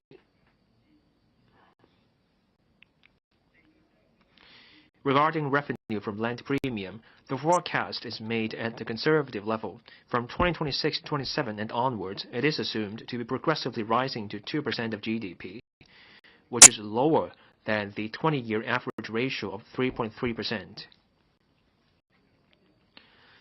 I also assume that the growth rate of revenue from profits tax and other taxes will correspond to the economic growth rate in the next few years. And for the land premium, the forecast is made at a conservative level. Overall, the ratio of government revenue to GDP will maintain at about 20% starting from 2025 to 26. In addition, the MRF reflects the proceeds from the annual issuance of government sustainable bonds and infrastructure bonds worth about $150 billion to $195 billion in total. Based on the above assumptions and arrangements, the deficit in the operating account and capital account in the next 5 years will gradually reduce every year. The operating account is estimated to return to a surplus from 2026 to 27 onwards, while the deficit in the capital account will fall progressively from $159.8 billion in 2025 to 26 to $87.6 billion in 2029 to 30. After taking account of net proceeds from the issuance of bonds, the consolidated account will return to a surplus starting from 2028 to 29. The above forecast has not taken into account any tax concessions or relief measures that the government may implement after 2025 to 26. Fiscal reserves are estimated at $579.1 billion by the end of March 2030, representing 13.9% of GDP, or equivalent to about 8 months of government expenditure. Mr. President, over the past year, the steady progress of our economy, along with the sustained growth momentum, has created favorable conditions for our future development. In the face of pressure on public finances, we have proactively taken a package of measures to strengthen fiscal management. We have every confidence and determination to overcome the challenges. Riding on the wave of technology transformation, we stay bold in taking forward reform and ready to embrace innovation. This will enable us to make the most of the breakthroughs brought about by technology innovation to accelerate the high-quality development of Hong Kong and contribute to our country. We have to start with the system, removing the constraints and bottlenecks in the course of our development, while overcoming the challenges arising from imbalanced development and uneven share of the fruit of advancement. This reinforces our belief that we must respond to challenges with transformation, drive development with innovation, and lead the future with technology. I have full confidence in and high expectation for the future of Hong Kong. I am confident because Hong Kong people are intelligent, creative, and tireless in contributing to our economic development. More importantly, it is due to the staunch and unwavering support we receive from our country. I also owe my confidence to Hong Kong people's profound insight into the major development trend of the future, as well as the city's enviable and advantageous position. The color of the cover of this year's budget is lake blue, which symbolizes a blue ocean of limitless potential for future development. It also represents the deep reserves of strength and promising prospects of high-quality economic development, which resemble the deep waters that contain enormous vitality and infinite possibilities. Together, we can shape our future with actions, break boundaries with innovation, and pitching to create a more prosperous, caring, diverse, and international Hong Kong. Unraveling a new chapter exclusively for this city and contributing to the building of China into a great country through Chinese modernization. Thank you, President, and I also thank honorable members. I now propose the question to you that the aforesaid bill be read the second time. In accordance with the rules of procedure, the debate on the second reading of the Appropriation Bill 2025 is now adjourned, and the estimates are referred to the Finance Committee for examination before the debate on the bill resumes. I now adjourn the Council until 11 a.m. on Wednesday, the 19th of March, 2025.